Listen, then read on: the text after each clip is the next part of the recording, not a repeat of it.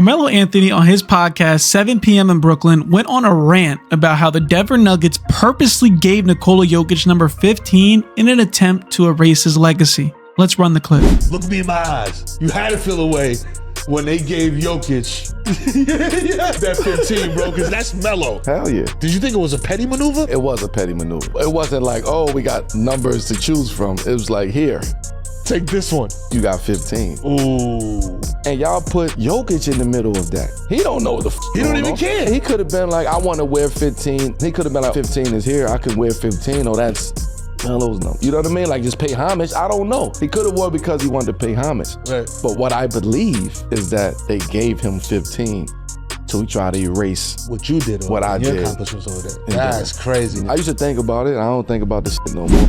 Now, Carmelo, did you think this through at all before you went on this rant? Let's take a brief look back on his time in Denver. He was drafted in 2003. He without a doubt made an immediate impact on his squad and had a stellar rookie campaign with averages of 21 points per game, 6 boards a game, and 3 assists per game on 43, 32, 77 splits from the field. The Nuggets improved from an abysmal 17-65 all the way to 44-38 the very next season after drafting Melo. Now, they did rework the roster a bit, but rookie Melo came in and arguably could have and probably should have won Rookie of the Year over LeBron that season. The Nuggets, though, went on to lose in that first round, and unfortunately for Carmelo, this became the trend for him in Denver. Carmelo and the Nuggets would be first round exits for 5 seasons in a row, from his rookie season in 03 all the way through the 07-08 season. Finally, in the 2008-2009 season, Melo led Denver to the Western Conference Finals, where they would lose to Kobe and the Lakers 4-2 in that series. So what did the Nuggets do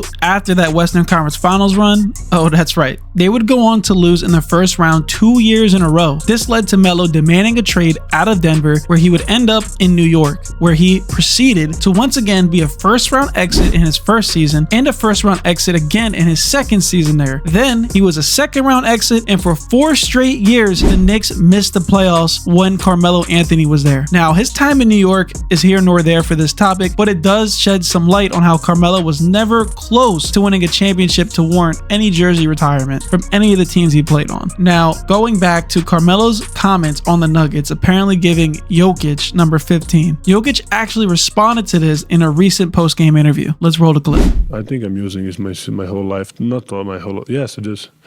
In my hometown, I was wearing 15. And then I think in what's the name, in Novi Sad, I was wearing 14 one moment, I think. No, I was wearing 15 even in Novi Sad. I think I'm wearing 15 my whole life, so. Were you aware Carmelo wore 15 before you came in?